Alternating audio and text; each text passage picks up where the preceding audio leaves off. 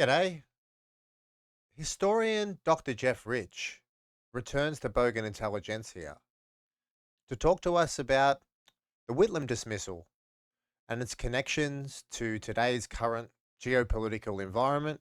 And he explores the upcoming peace talks in Alaska between Donald Trump and Vladimir Putin regarding the Ukrainian Russian war for the first meeting between the parties in over a decade. We'll also look at some of the sovereign implications for Australia whilst discussing some of the factors about the region that are important considerations moving forward. With no further ado, thank you for joining us for your second appearance, Jeff Rich. Thank you. It's great to be back, Joel. And I know you've been very busy out there on the traps writing about a whole lot of things. And one of the things that really picked up my interest was you speaking about the Whitlam dismissal. And I know we're approaching the 50th anniversary of that dismissal, which was on November 1975. And what are your thoughts about Whitlam's dismissal regarding today's environment? Well, it's interesting because I wasn't really planning to do anything about the Whitlam dismissal, and I did this video about it, and suddenly realised, my goodness, it is actually going to be the 50th anniversary this year. But I'd seen quite a bit of commentary in, sort of the YouTube commentariat, the YouTube intelligentsia, if you like, about in the context of Australia, US, China relationships, and whether we'd go to war with China. Quite a lot of commentary about, well, push comes to shove, Australia will take the US side, or else the US will coup Australia, just like they did in 1975, and some people also said like they did in 2010. And of course, growing up in Australia, I think I was 12 or something when 75 happened, and pretty in tune with news and events. So and I've met people from the Whitlam government, and lots of things over the years. Very aware of all the discussion about the potential CIA involvement. But never really sort of, said, oh, what's behind this sort of story. But I've never heard the one about Kevin Rudd being a coup being couped, and was very suspicious of it. So, but for me, it kind of represented this tendency people tend to have of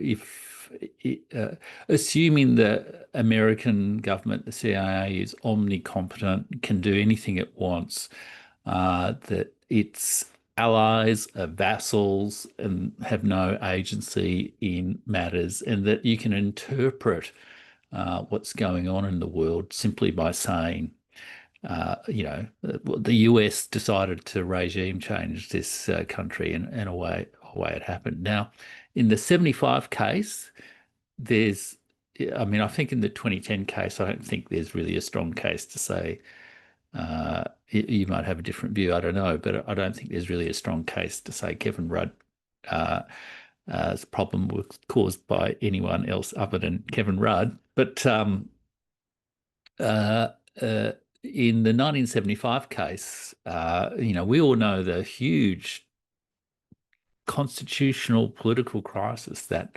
was involved. And of course, grown up with all the stories about the CIA involvement.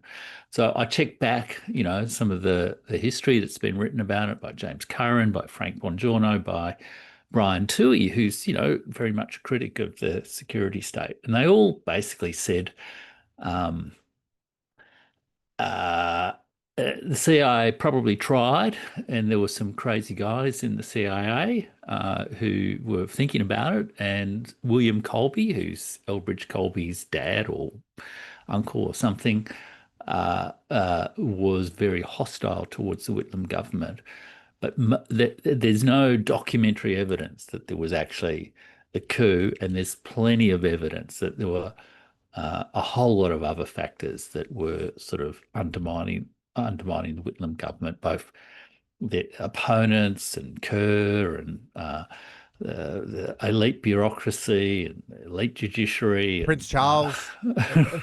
yeah, there's the whole monarchy angle and all that sort of thing.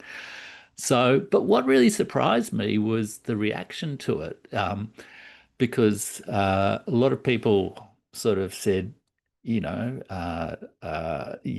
insisted that it was the case. A lot of people from overseas insisted that, I was just being a naive pup who doesn't know what's going on in my own country, even though they, I mean, sure, um, but I guess the emotional scars are still actually quite raw, it seems to me, with the whole 75 thing. So it's going to be quite interesting to see how the country processes it in later on in the year, I guess. I mean, a lot of the people have died and moved on, I guess, but there are still an awful lot of people whose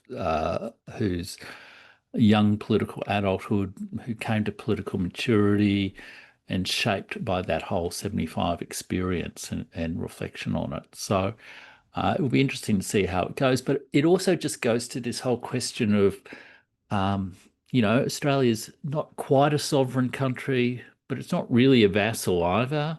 And, I just think we need to kind of think in shades of grey a little bit more about our relationship with our great and powerful friends, rather than just assume there's always one dominant power who gets its way and can manipulate events exactly how things are going. And if you always have that kind of analysis, then you end up getting a distorted picture of things. And I guess that to me that also sort of applies to the situation going on with Russia, US, and Ukraine at the moment, which we'll talk about in a moment. So I guess that's the other reflection. And then the third thing is really, it's not easy moving away to an independent foreign policy or a multi-aligned policy. It clearly hasn't been easy for Albanese to even take the extremely modest step of recognizing Palestine. So I guess that's the other reflection, I guess, of it's people like me who do believe in charting a course towards multi-alignment over time. Really, I guess there is a need to offer the assurance that it can actually be done without provoking regime change from the United States. It's really something there that potentially the entire mainstream political class has had a form of PTSD from the Mm, Whitlam dismissal, and has been mm, motivated, by that so much. Look, and mm, I wonder how like the Whitlam sacking resonates in the political memory of Australia. I, also with regards to the decision making that Albo looks at now, as you said with Gaza. So, does the government feel like it's one significant decision in the sovereign interest away from a mm, coup? Is that mm. the status quo? And yeah, what are the challenges and conflicts of this position? Yeah, look, I think that might be a factor, but I actually think the pull factors towards the US and to the elite networks and stuff are stronger than the fear factors of getting cooed. Amongst the current groups in politics. But certainly the 75 events had a profound effect on they had a profound effect on the thinking of the subsequent Hawke Keating government as well. And it wasn't all like, they're out to get us, the establishment's out to get us and all that kind of stuff. Yeah, in a way, the Hawke Keating government was the Labor government that wanted to prove that Labor could be. They used to actually talk about this. I don't know if they still talk about this. I'm sort of out of those circles these days, but talk about being the natural party of government and prove their competence, prove themselves as economic managers, prove that the sort of chaotic, because, the Whitlam government, great achievements, but it certainly had some, elements of crash or crash through. Um, but so I think it has had a very deep effect on the political culture within the Labor Party Mm. over time. Uh, Because was which Labor under Hawke also looking to vie to be the partner of choice to Washington as well? With its well, neoliberal reforms and the way it sort of geared the Australian mm, economy, was it trying to show, hey, this is the new Labor Party, this is the lessons learned post Whitlam, and we are the mm, partner of choice for Washington? yeah. I mean, Hawke Keating, a bit of national pride here. I mean, in many ways, they were the kind of third way politics before Blair and Clinton, and Blair actually modelled a lot of his politics directly on the Hawke Keating government and the sort of centrist consensus sort of model, the sort of the embrace of market reforms, all that sort of stuff. So, I mean, Whitlam really was, I guess, the last genuine aspiring to be social democratic, national social democratic government, I guess, in Australia.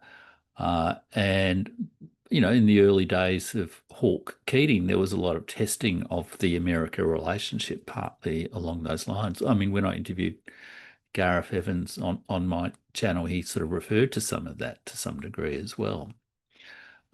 So yeah, I think it did really mark a significant shift.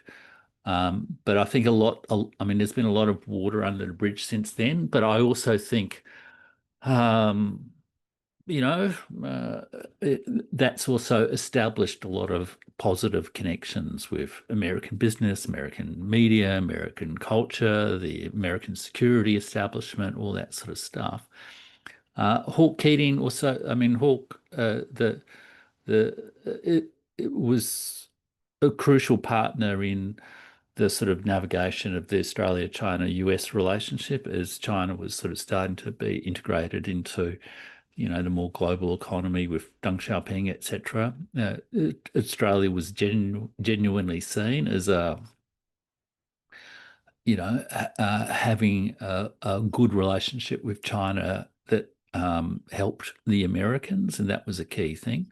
And I think that's also got very much into the sort of standard operating procedure of the Australian bureaucracy, the Australian political uh, class as well, as sort of a sense that, part of our role, in my terms, within the American empire is to be part of the value we offer is that relationship with China.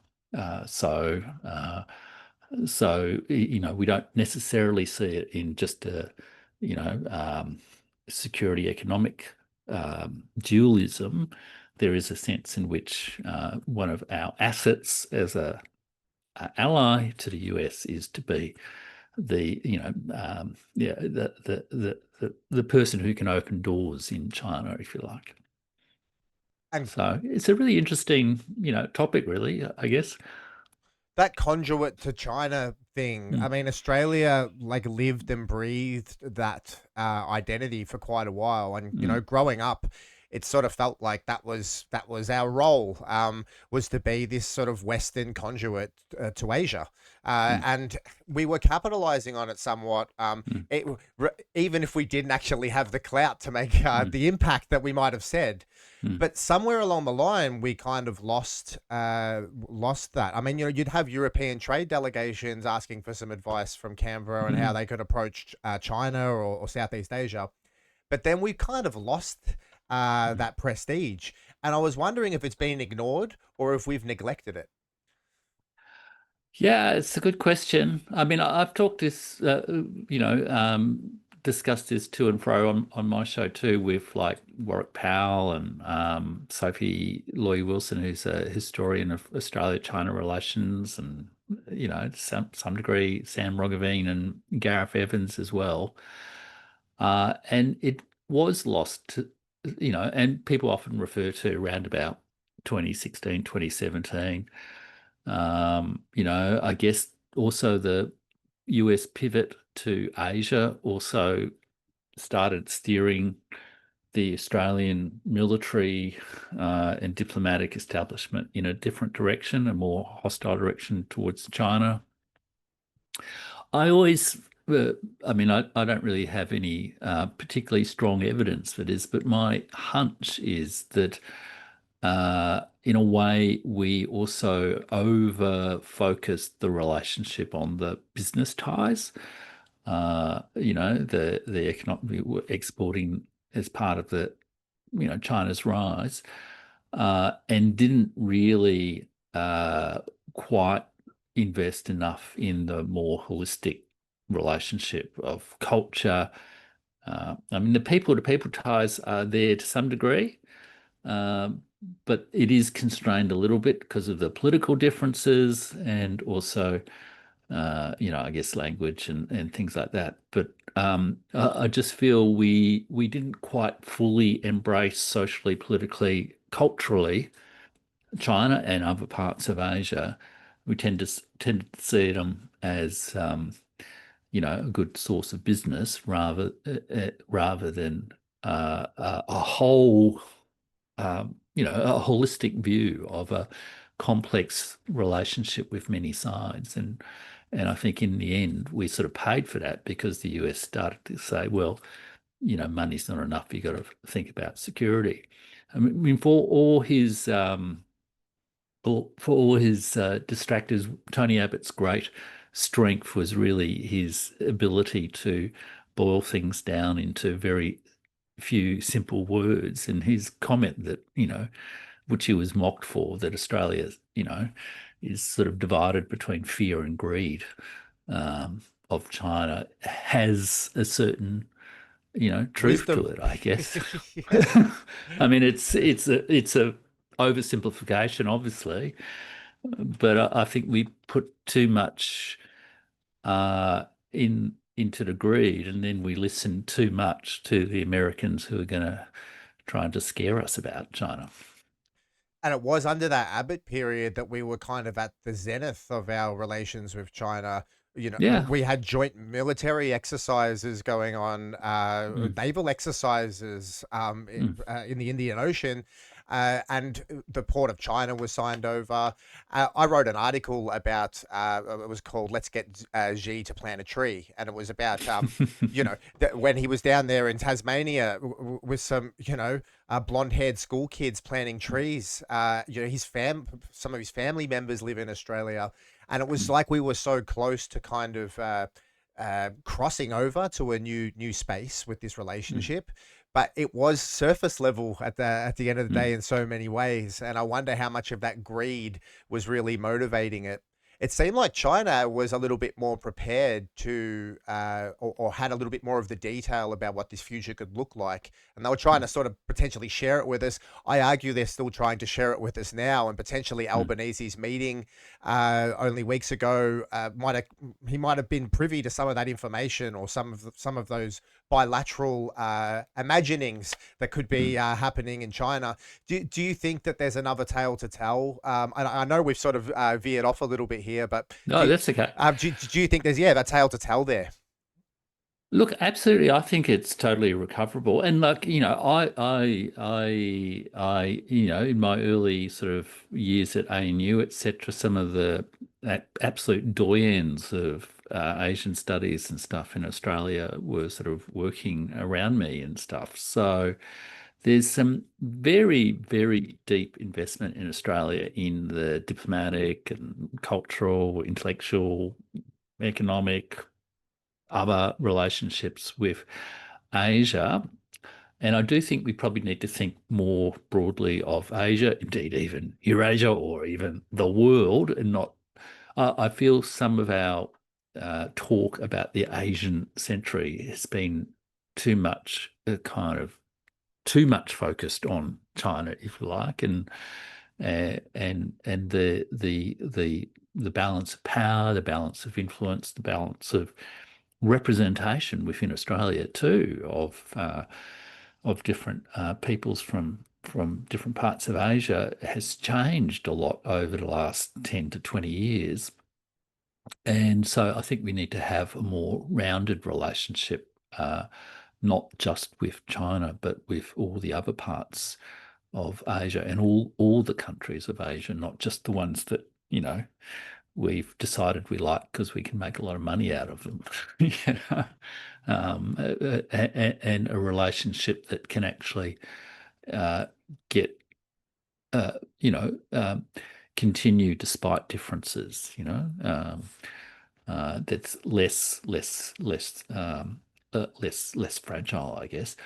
And but to some degree, we also need to be able to, you know, not be so under the thumb of America in order to do that. I think we've just been.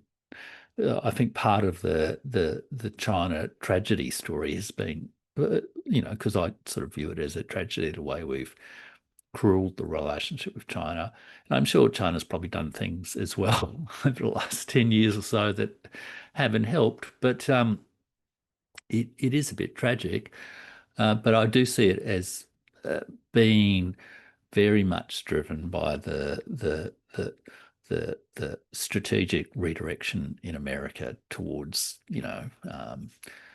a hostile competition with China on the economic, diplomatic, cultural, and military front. And either we need to separate a little bit from our elites from those influences, but that's not going to happen overnight. Or America itself needs to just dampen down the hostility towards China to enable all the more sensible voices in Australia to have more influence. I wonder how all the rhetoric is going to actually look along those island chains there as the US and China start to delineate what the future could look like. And I spoke Mm. with this about with Warwick Powell as well. Mm. Is that delineation going to be in the Taiwan Strait, or is it going to be somewhere back in Guam? And Australia's role in the future seems to be heavily pinned to where that line possibly might be. Uh, but the sovereign interest that we speak about and we long for, and the sovereign decision making that seems, as you said, that approach where we embrace Asia seems to be integral to us finding that sovereign footprint that works for us. But looking forward, I often speak about the order of priorities of like policy and chaos that Washington is facing right now. We're just about to get onto Ukraine, but we're Mm. looking at, crises across the world that the US has to deal with. And Australia must be sitting fairly low on the order of priorities as far as where all the bells and the alarms are ringing in the decision making rooms in Washington. There could be an opportunity for Australia to kind of slip off in the chaos and make some really good kind of independent decisions, Mm. and not really take too much consequence from Washington for that. Do you agree that this could be, yeah, like a course of action we could potentially take, and it could actually, yeah, give us a lot more than we actually think?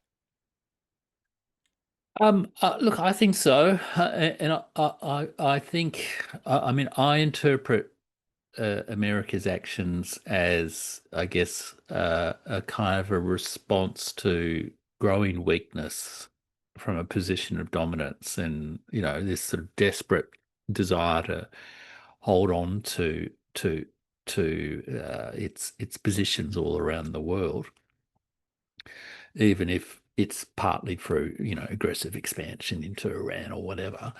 But it really is trying to hold on to dominance. I mean, in the West Pacific and in Europe, etc. And I think the case of India recently does show that you can actually, get through a temper tantrum from the United States, if you like. Um, and if India can do it with a much lower GDP per capita than Australia, and much more complex strategic environment, with US US intelligence assets all around it, then I think Australia surely can at least do some things. And Even Canada, with its back to the wall, has been able to yeah, stick up a little bit more spine. exactly, Yeah. exactly. And I think it's sort of like people have started to call a bully out a little bit, and hence the aura of intimidation from the bully is starting to diminish. But this is where I think that question you asked before about how much political elites are worried about being cooed by the US versus being pulled by the cultural network, other sort of appeal of the sort of American networks in which they're part. The sense of being,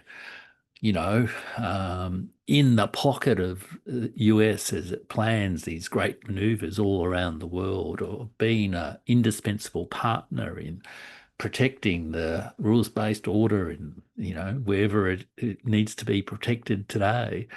I think those pull factors are perhaps more motivating for people at the moment than they have been. But as this project of American hegemony sort of starts to just, implode, which is, I guess, my overall assessment of where things are most likely to happen.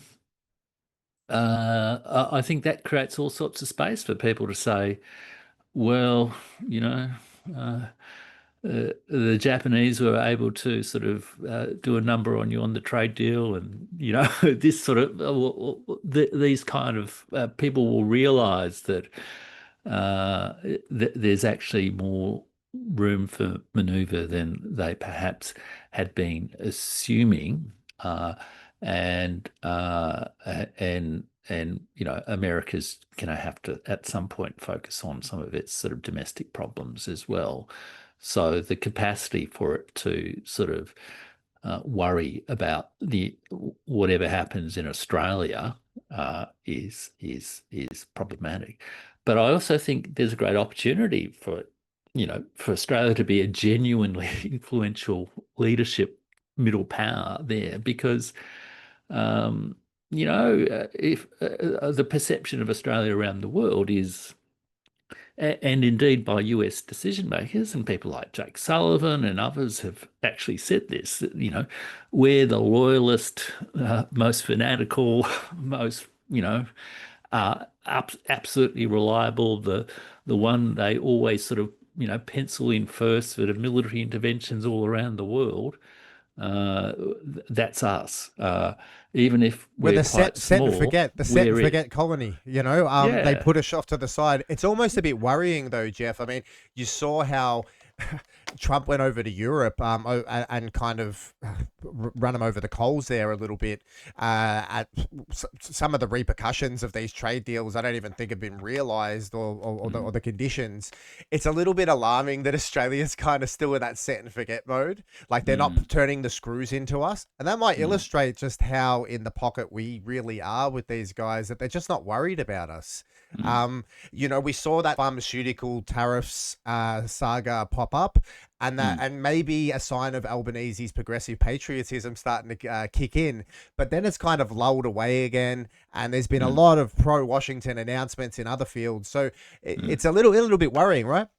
mm. Yeah, I think so. I don't. Yeah, we don't seem to pursue our independence particularly vigorously, and I guess the key debate at the moment is clearly AUKUS, I guess, and that's just such I mean, it's just such an astonishingly expensive white elephant, and worse than white elephant, because it's it actually I guess to me at least it kind of worsens our situation. Uh, but we do seem to be quite locked in behind that. Um, and So half a yeah, trillion's bought us some nuclear waste dumps and a ticket to war with China. yeah, there's not much more in it at the moment. yeah, At least yeah. give us one crappy secondhand, 80s Virginia submarine to play around with. We could do some donuts in the, in the Yeah. shipping pens. Look, let's take it to our geopolitics a little bit Mm, and look at this, the developments around Russia, Ukraine, and the United States.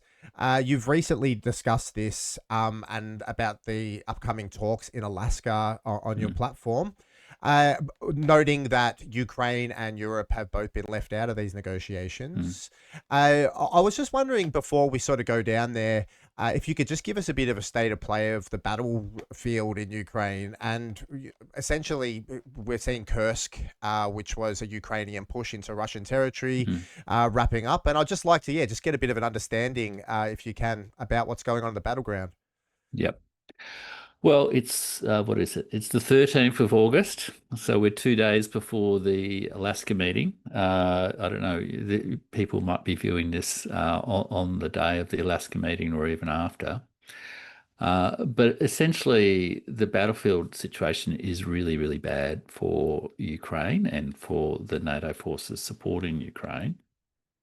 Uh, the Kursk operation, which I can't quite remember when that began, where basically Ukraine invaded Kursk Oblast, that has been basically expelled from Russia, and Russia has moved into the two sort of, into Sumy Oblast, which is the immediately adjacent northeast province or region of Ukraine that borders Kursk, and it's sort of pushed into that territory to some degree.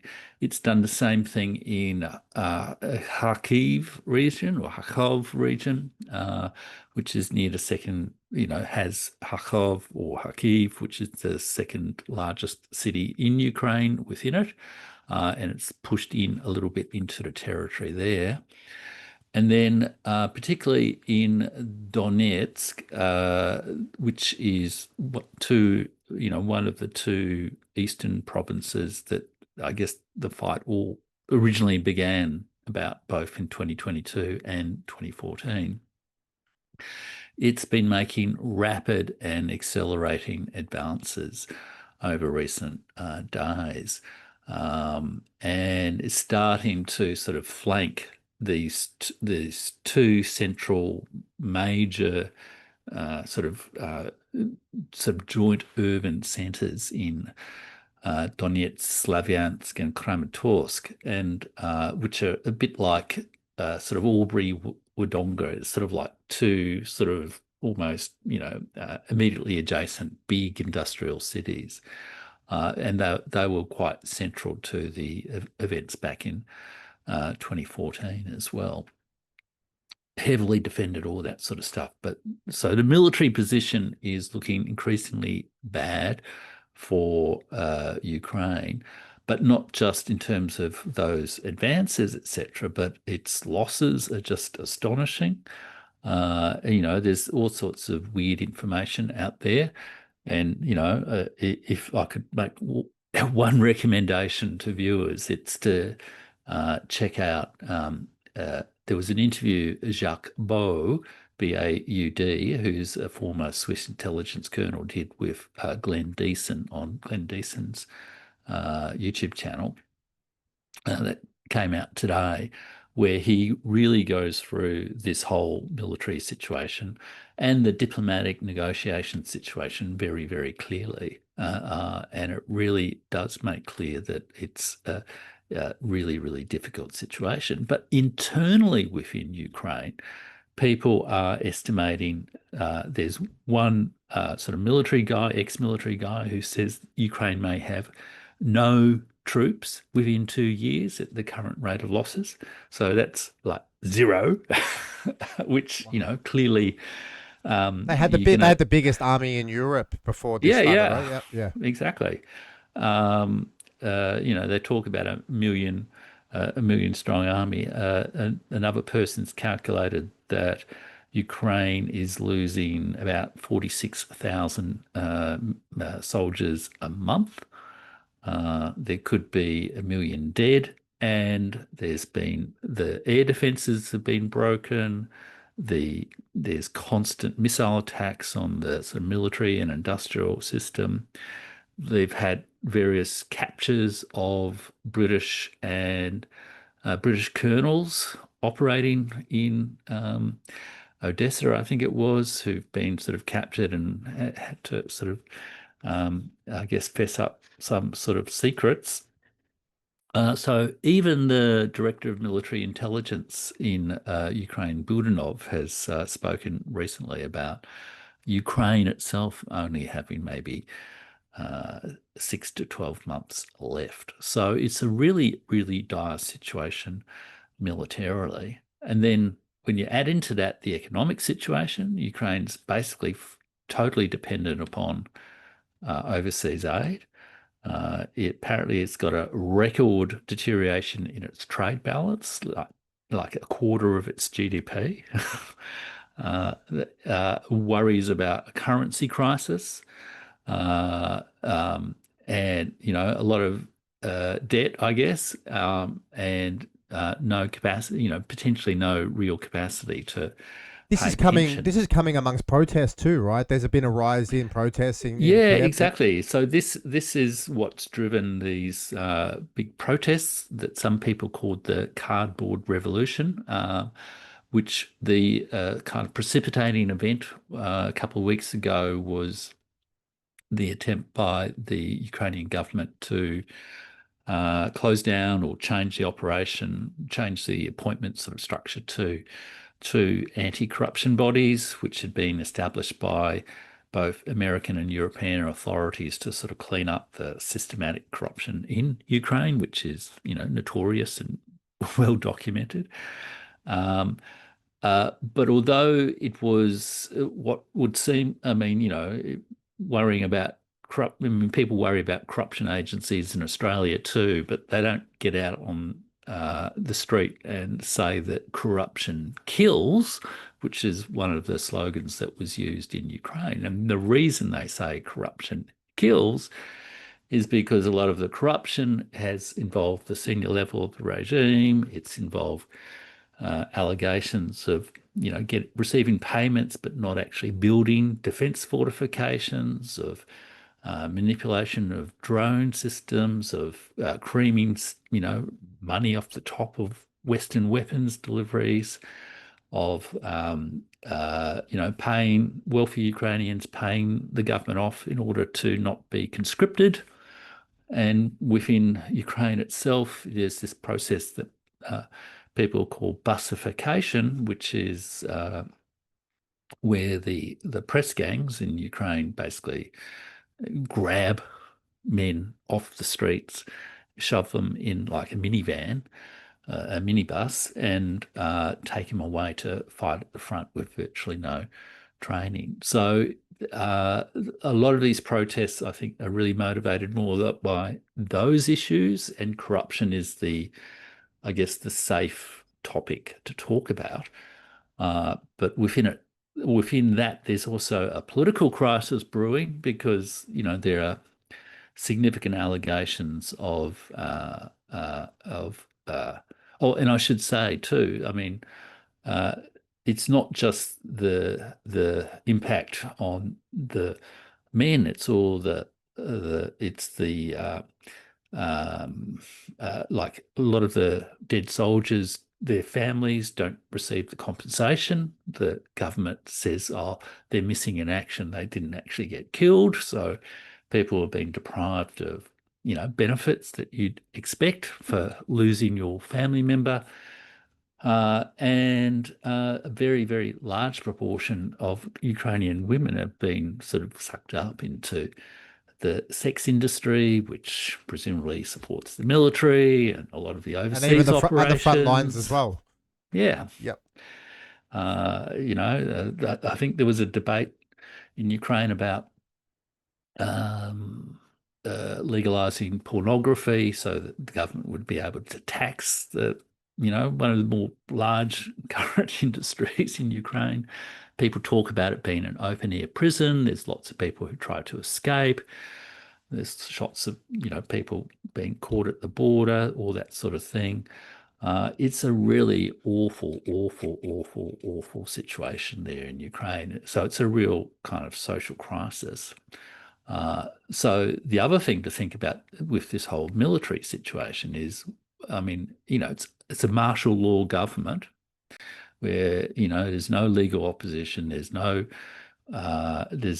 freedom of the press, journalists are put on death lists. It's just everything you might have imagined about a totalitarian regime is actually happening right now in Ukraine. And true, I mean, there's people I've spoken to on my channel who are on these death lists. There's a very popular Ukrainian journalist called Diana Panchenko, who is, similarly sort of targeted by the regime. And, she had a YouTube channel with over 2 million subscribers. And she recently did a video saying Ukrainians are not slaves and criticizing the regime for all these kind of issues that I've just been talking about. And YouTube the other day actually took her channel down. No explanation, no complaints, no due process. They just took it off the air. So it's people who support Ukraine for understandable reasons, I think really do need to acquaint themselves with some of the circumstances of some of the people who, I guess, facing the realities of what's going on in Ukraine. I think, in a sense, I think that's what's driving, I think, the what seems sudden move towards the Alaska summit, I think, because I think it's getting like a very, very critical situation, including in terms of the capacity of the Ukrainian state just to hold it all together at this point. The bastardization of Putin over the decades in the West, along with Mick Ryan being the commentator of choice on Australian media, has kind of made Australians see Ukraine with a glass half full ever since 2022. And as you said, even going back to 2014 and potentially back to 2004 during the Colour Revolution. There's been a distance factor as well, I think, where the West is kind of quite removed. Ukraine is wedged geographically in a place where Western eyes have struggled to see. And as a consequence, it seems so much of this conflict has been painted by ideology, by wishful thinking, by projections. I often think of Michael McFaul when I think of this war and how it's been communicated in the West. But now we are seeing them sit down for this summit in Alaska, which is quite a historical event. And it's been more than a decade since Washington and Moscow have met. So given the current situation you've just detailed, how does this summit sort of reflect a shift in the power dynamics of this conflict? I think I was looking back at one of the videos I did on my channel. I think it was 4 or 5 months ago. It was February or March, something like that. It was when the initial talks between Sergei Lavrov and Marco Rubio, as the representatives of the highest representatives of the government, happened in Riyadh in Saudi Arabia, which was the first real, I guess, breakthrough meeting beyond phone calls and all that sort of stuff. And the outcome of that meeting was really to start to normalize, like take some pretty basic baby steps in normalizing diplomatic relationships between Russia and the United States, and to sort of start to, set up a working group to start to define a pathway to start to think about peace. So again, very early sort of days. And I think there was also to explore a few sort of economic opportunities and things like that, which got, magnified and, by the sort of media and the Trump administration as the big hurrah of it all, of course. Uh, and very little has actually happened on all three of those fronts since March. But I suspect behind the scenes there have been more serious talks beyond the theatre of things. And I think maybe these talks do represent a shift in that direction. There's pretty divided opinion in the YouTube intelligentsia about this. Some people think it's going to be like a trap. Some people really, like Brian Beletic and stuff like that, are really actually almost think it's a mistake for Russia to even have these talks because they fear that the United States will do something like they did with Iran and sort of do a sneak attack, or even potentially get some crazy to assassinate Putin or something in Anchorage. With the dead man's Uh, hand and the Sarmat missiles and the new sixth generation yeah, bombers, how yeah, does that yeah, make sense? yeah. Well, yeah, I think I feel Brian, who's often a very sober analyst and quite right, I've probably got that sort of wrong. Uh, but then again, America's a pretty crazy place. The A re- lot of guns there. the red wedding diplomacy is where it's Yeah, at right now. So yeah, I agree. yeah. And the fact is, the Iran thing was a sneak attack deception during diplomacy. It was interesting. I did a video about John Curtin on my channel not so long ago, and I played a little clip of him saying, Australia's at war with Japan. And his description of what Japan did to the United States at Pearl Harbor fitted exactly what the United States did to Iran in 2025. But uh, so, um, there's a lot of uncertainty as to where this might go. But my hunch, or my hypothesis, if you like, is that it will probably lead to some tentative steps towards a kind of what can be described as a ceasefire process that might lead into more substantive negotiations around a more enduring peace agreement. Uh, and that's where all this talk about land swaps and things like that is probably is coming in. But it's all based on, I guess, the read of the situation. But it does seem to me that the United States has an interest in ending the war. In fact, all the main parties to the war, United States, Europe, Britain, who I count separately from Europe, and Ukraine and Russia, all have an interest in ending the war. But the thing is, their objectives about ending the war are quite different. And I think the United States at this point really wants to end the war in a way that minimizes political embarrassment for them and minimizes sort of ongoing sort of exposure in the war. I think there's probably a recognition of all these sort of military facts on the ground, or growing recognition of all these military facts on the ground, and also a recognition of just the insecurity of the Ukrainian government.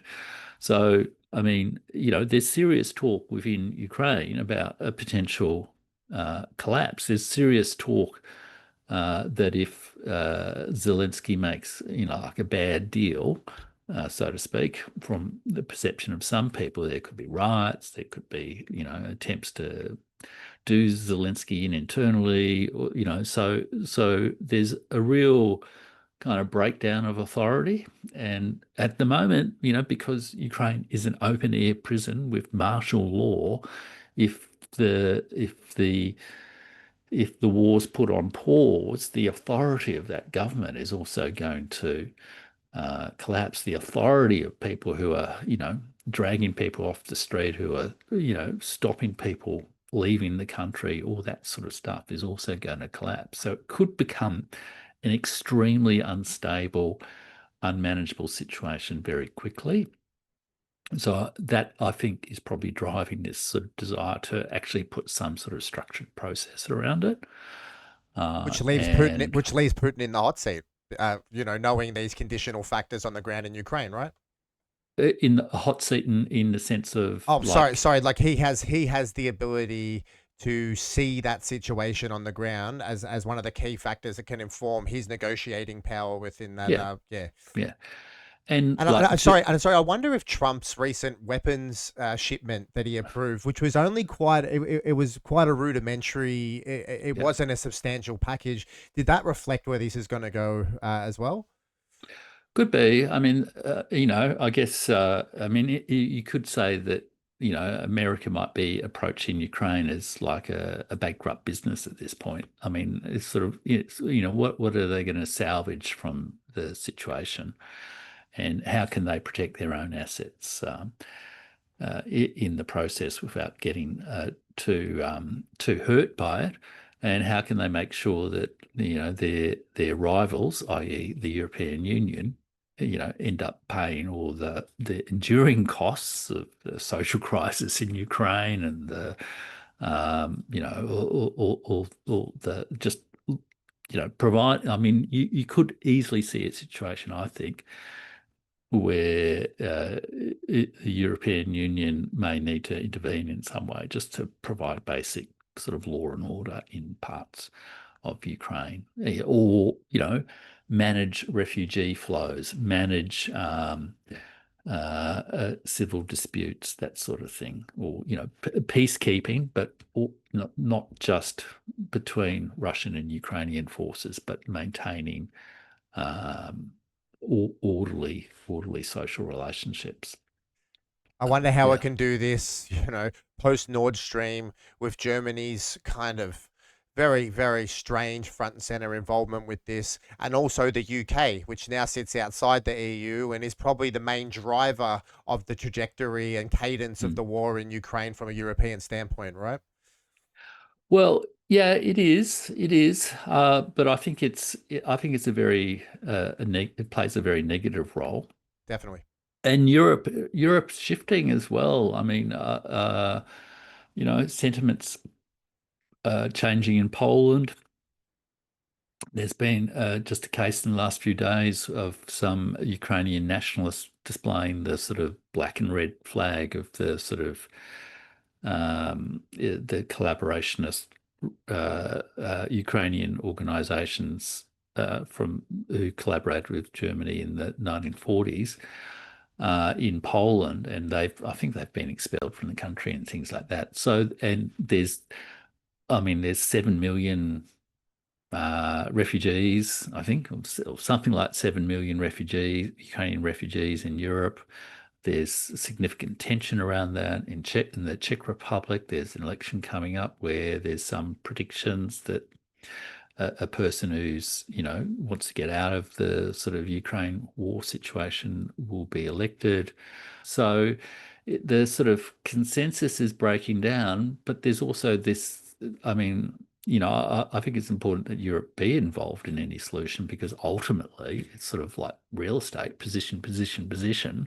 Where is Ukraine? It's on Europe's doorstep, or gateway, as they like to say. And where are 5 to 7 million Ukrainians? They are in the Schengen zone, reliant upon European businesses and European governments for social support. Yep. European households, so it's a real problem. And I'd love to get onto this European aspect. I think Europe's probably shot itself in the foot pretty hard here. Mm, And as it mm, looks at every single consequence of this conflict, I think much of it's going to come to light, as you said, after the ceasefire. Just to get back onto the summit, mm. noting that Trump did speak about territory being exchanged, much to Zelensky being a bit surprised about that. And as you said, Europe's so important in the future of after this conflict, but they are not involved in this summit.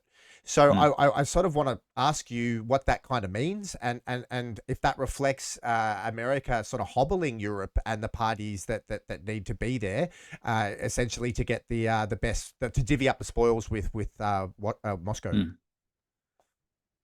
Well, again, I mean, I tend to see this as like a five-state war, and Russia's united pretty much, but there's significant divisions within. I guess there are differences of view within Russia around how to conduct the war, but it's one coordinated executive state.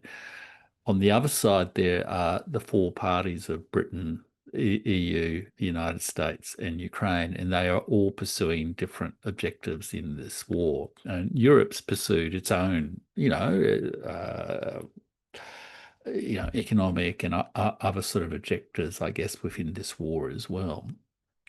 So it's not just a guppy, I guess. It had a reason to get involved. Ukraine is the second largest country in Europe after Russia.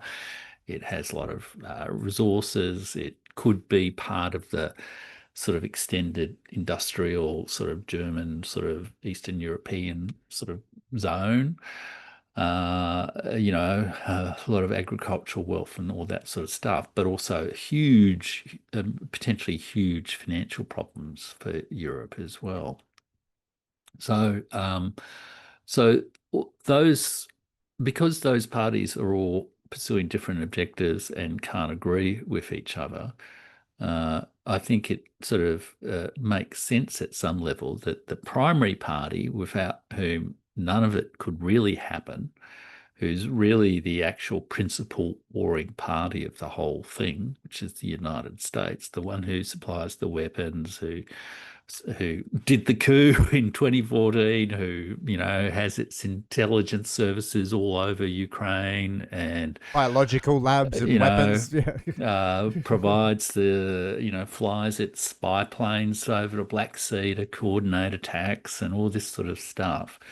It does make sense to, I guess, sort of focus initially on getting the principle out of the conflict, which is, I mean, I think why that is. But again, it goes back to this discussion of vassals and stuff like that. People will say Europe's vassals, and they'll just do whatever the US says. But I mean, the evidence has been that, well, Europe and Ukraine actually are not doing what the US says. And so one of the dilemmas, I think, for the negotiations from a Russian point of view is, well, what can the United States actually deliver on? I mean, for one, it doesn't have a very good reputation or track record of actually, committing to, holding up its end of a bargain when it makes international agreement. It's, breaks agreements. It doesn't enter agreements. One president will move out of agreement. An agreement might be struck, but then the Senate will refuse to ratify it. All these kind of things. So there's some real issues from a sense of, well, can we actually, even come to an agreement in a real binding sense with the United States? But then there's a doubt really about the extent to which the United States can actually control its proxies, its vassals. Can it actually tell Britain to, stop the silly MI6 games, and can it actually tell Ukraine to, do whatever it wants? Some of the saga around the corruption agency suggests it can't. And can it really, can it really tell the European Union to do what it wants when the European Union is also pursuing its interests? And you see this argument between the US and the European states, which Macron was quite open about, and Starmer was quite open about, saying, we've actually contributed more money to this than you have, Donald. Don't you realize that? So I think there's a whole lot of tensions. So I think, in a sense, the this initial step, if it is going to be a genuine step, if it does proceed, if there's not some sort of uh, event that derails it, and there is speculation about that, then it needs to focus on some basic things that the American government can actually commit to do. But those things are actually quite significant. So it can stop the weapons supplies. It can stop the intelligence, the surveillance and all the. It can stop collaborating in the use of the sort of advanced missile weapons and long range weapons, the targeting information, all that sort of thing. It can reduce its intelligence agencies' involvement in Ukraine. And if it does do that, then that very, very, very significantly further weakens the Ukrainian government position. So some of the Ukrainian newspapers and things, the ones that are sort of based outside of Ukraine, are saying that Trump's hint to Kiev is to, if you don't agree to the deal, which is the sort of land swap deal, we might explain what that is in a moment, we will completely stop all participation in the war, including military aid. So they're sort of presenting, they're sort of saying, your decision, America, about this is going to make a critical difference, but you're going to actually have to enforce it with your partners. And apparently, and that's the four yeah. oblasts. Is that the four oblasts? Well, the arrangement, the discussion about the land swaps, which is probably a sort of crude, interpretation or a summary by Trump. Which he calls oceanfront property. But the most of the discussion I've seen in the sort of dissident Ukrainian media, if you like, is that the proposal isn't so much land swaps as troop withdrawals from the key areas. So there are currently 4 oblasts or regions of Donetsk or Lugansk, Donetsk, Zaporozhye, and Kherson, sort of going down that sort of arc on the eastern Ukraine. And I think Russia controls all of Lugansk, most of Donetsk, most of Kherson, most of Zaporizhia, but not key places in Zaporizhia and Kherson. But also Russia, as I was mentioning before, has made territorial advances into Sumy and Kharkiv region in recent times. So that the talk is there's multiple options being discussed about what this sort of troop withdrawal rather than land swap would be. But I mean, effectively, it is, I guess, if you like, a land swap. One possibility is that the Russians would withdraw from Sumy and Kharkiv, and then Ukraine would withdraw from all the parts of those 4 oblasts that it doesn't control. And in fact, in June last year, this was the condition for negotiating a ceasefire that Vladimir Putin set out in a major speech, which was Ukraine withdraw from all those 4 oblasts, which have been, from a Russian perspective, constitutionally admitted into the Russian Federation, are constitutionally part of Russia, have, governors appointed by the Russian government, have, representation in the Russian Duma, all this sort of thing, are being legally, and socially managed by Russia. And Uh, a culturally and linguistically Russian as well, for the yeah, most yeah, part. they're Yep. they're the traditional. It's the traditional, the more Russian part that throughout this whole conflict. And Donetsk and Lugansk are the two breakaway republics, separatist republics that revolted against the sort of Ukrainian regime in 2014 and led to the whole problem and the Minsk agreement and all this sort of thing. So it was those two republics that sort of declared their sort of declared themselves as independent states in 2022, providing the legal justification. I'm just, from their point of view, for Russia to intervene to protect their independence. Now, And Jeff, then, sorry to interrupt, but you're yeah, talking about the nuts and bolts of the actual boots on yeah, the ground that will be discussed. There are some considerations here, some unique interest to Putin mm, that he'll be trying to press, I imagine. Now, mm, people talk about one of the reasons why this war was kicked off, this proxy war, was Washington had an intention to sever the resources away from the manufacturing of the resources of Russia away from the manufacturing of Europe. The Nord Stream pipeline action mm, sort of did this. Now, I remember like the glory days of like Sarkozy and Gerard Schroeder kind of whining and dining with Putin. And it seemed like the relationship of Russia and Europe, which was always moving together. And the only way it was really stopped was due to catastrophic wars and conflicts that were put in the way of it. I was wondering, like, for starters, is just the natural element here that Europe and Russia are to move together even after this conflict. mm. Would Washington be aware of this, and would be Putin be putting this on the table that he wants to resume his connection with Europe?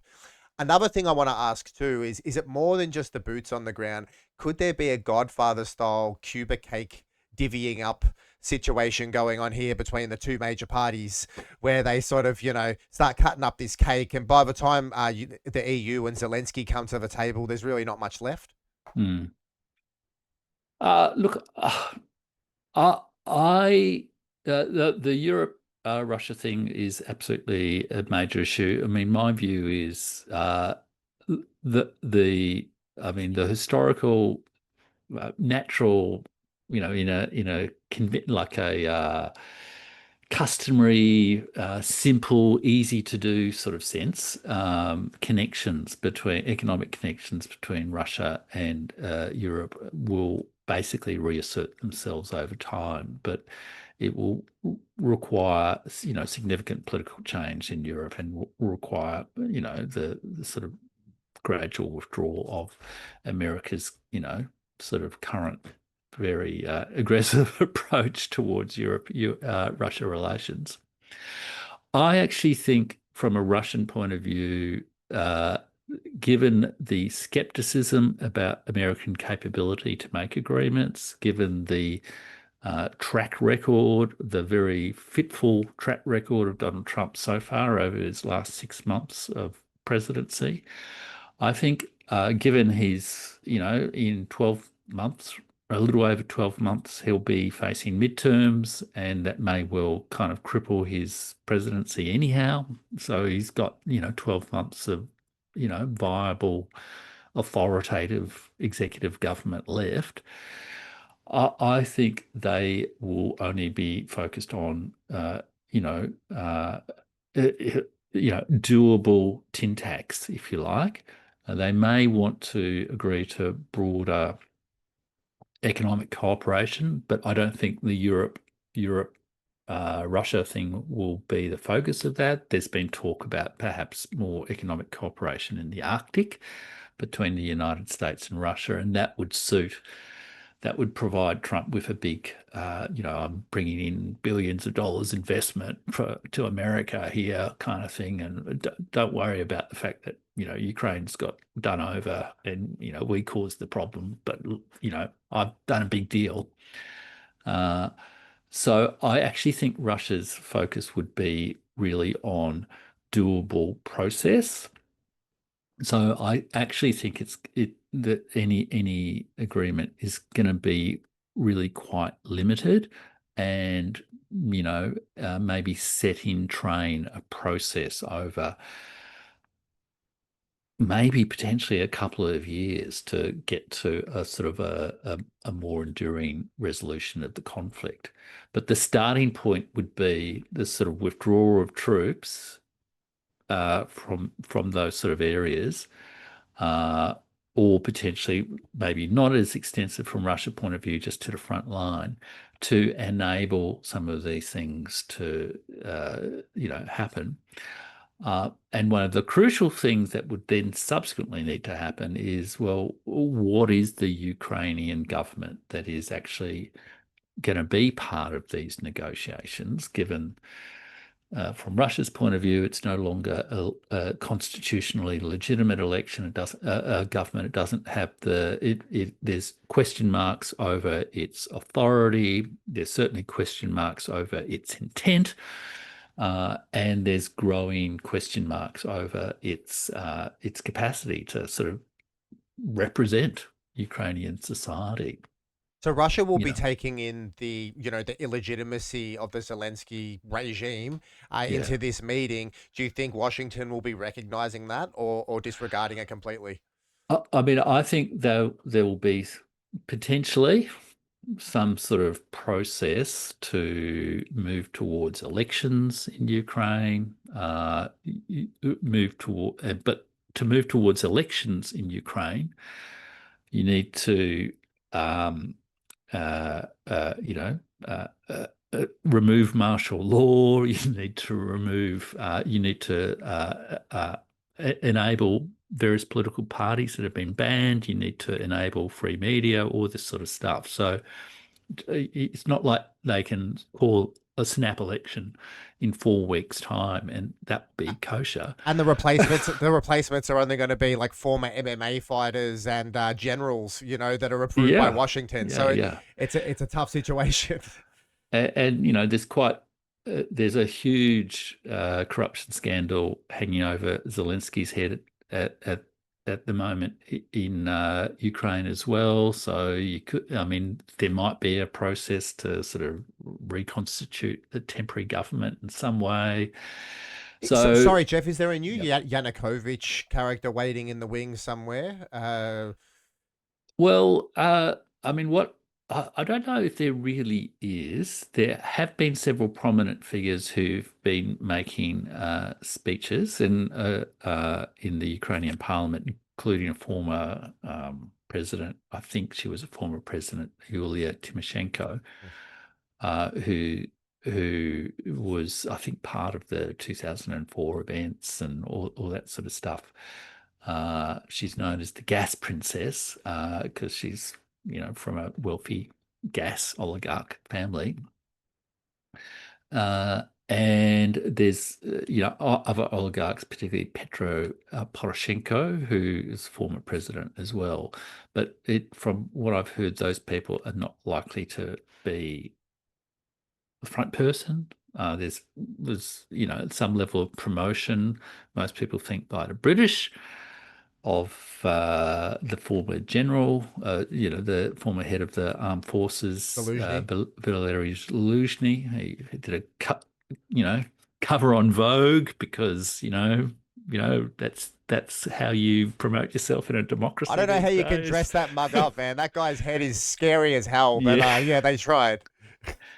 I'm sure Mark Latham used to say that, politics is show business for ugly people. And I kind of feel uh, politics, just remember that. Not try to be beautiful people. And ugly inside and out. Let's Yeah. So it's a there's no simple solution. It's a very, their experience over the last 10 years has been war, civil war. Some very noxious ideologies have become very prevalent within that society. There's going to be, a lot of trauma. There's, stab in the back theories. There's the Azov battalion guys. There's the extreme nationalists. There's a lot of people who probably just will want to get out of the country, and get on with their lives somewhere else. So, I mean, at a humane level, I feel, very, very worried about the situation there in Ukraine. I just feel it's going to be a really, really difficult thing over the next few years. But, so over that, you have to establish some kind of political process that's going to negotiate a very complex conflict that has some very, very complex international roots, including expansion of NATO, collective security in Europe, and all that sort of thing. So this is why I feel it's most likely there's going to be a focus on sort of baby steps that might be able to be promoted as something bigger, but start to establish a process and start to build confidence that the various parties will actually do what they say they're going to do.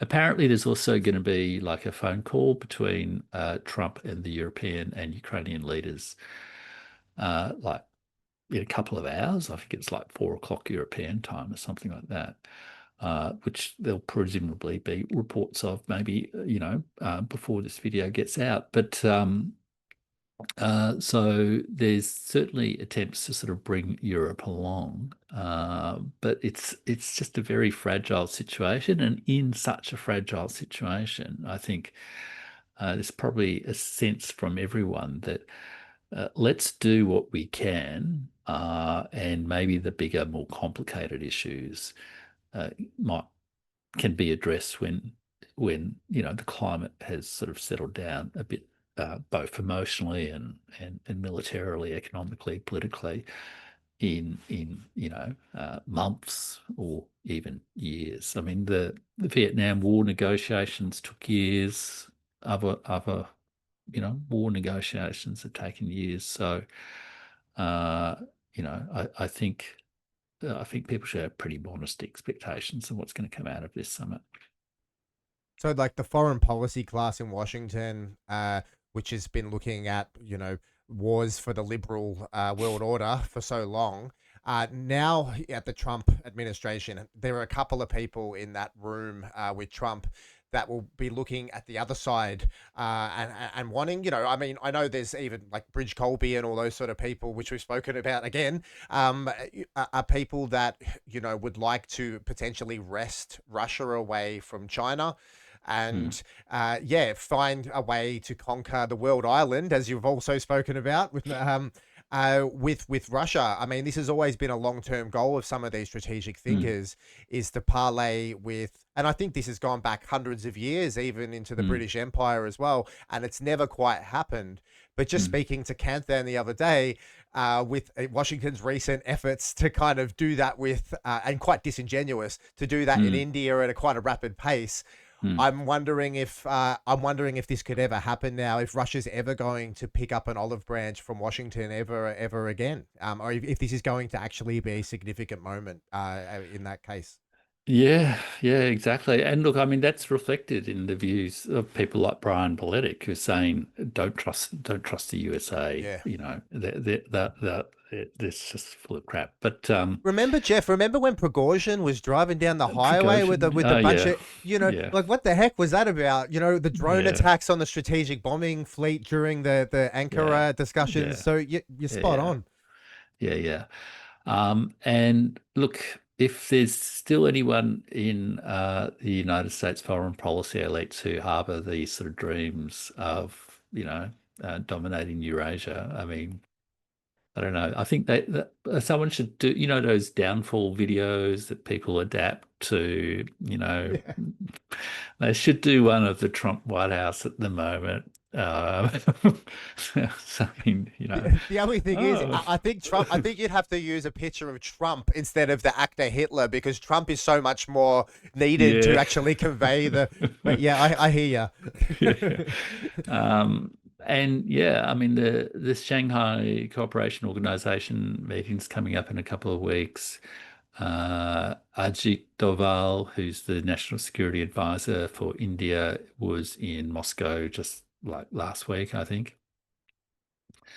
I mean, I tune into the Indian media a fair bit, and actually had a guy called General Ravi Shankar who does a YouTube show, Gun and Shot, on the show on the weekend, and uh, the the miscalculation on the relationship with India has just been catastrophic. Even like there's a guy called Evan Feigenbaum who I sort of, follow, who's a kind of, I think he was in the Bush administration, but I think he was involved in the negotiations of the the sort of relationship between the US and India that had been very strained by nuclear weapons and things some time ago, and established a better was part of the sort of 90s, 2000s sort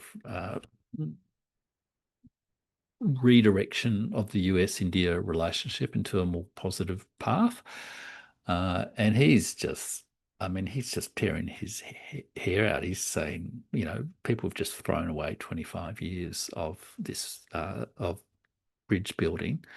I think there's some pretty substantial connections between India and US, and, uh, arguably below the headlines, things perhaps were not all that bad, that, various sectors were excluded from the tariffs, and maybe the damage is not too bad. But it's also brought up a lot of sentiment, I guess, in India as well.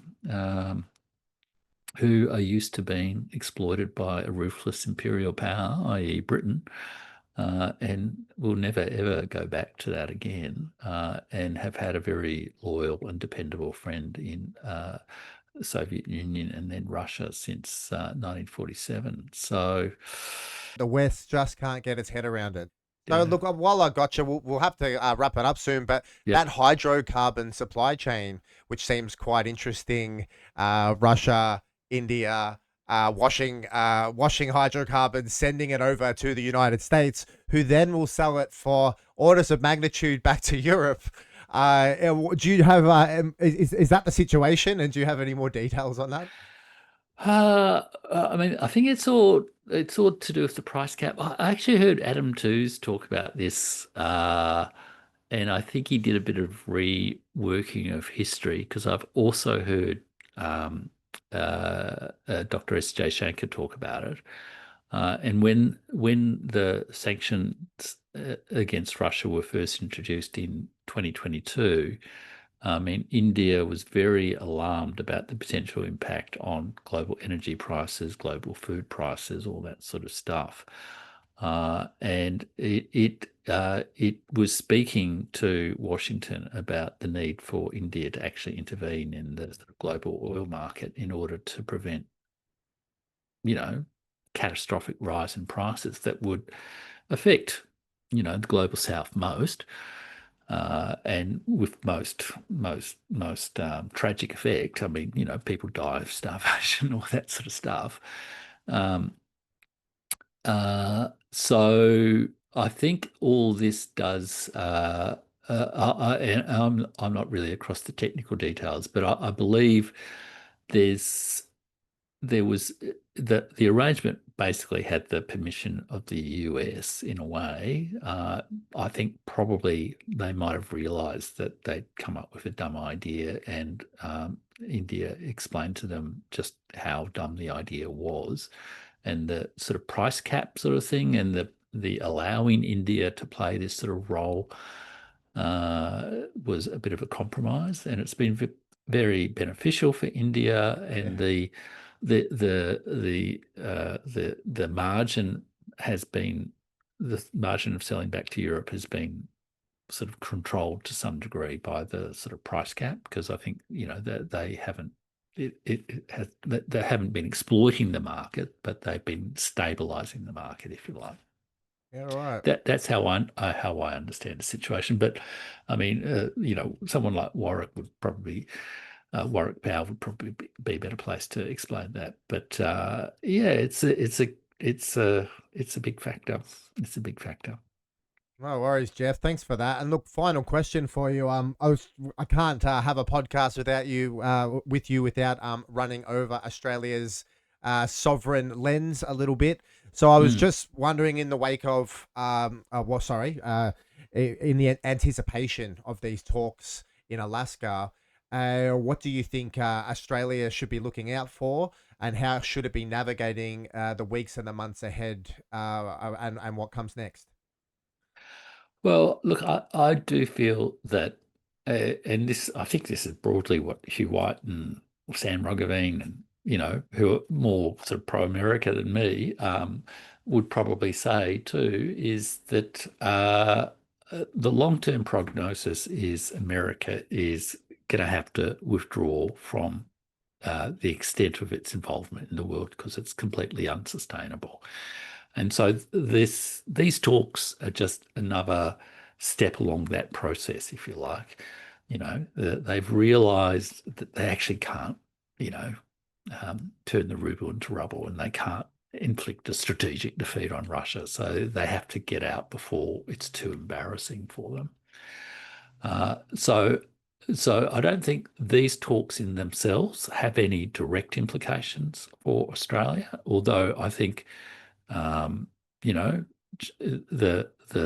Shanghai Cooperation Organization at the start of September may well have more strategic implications for Australia.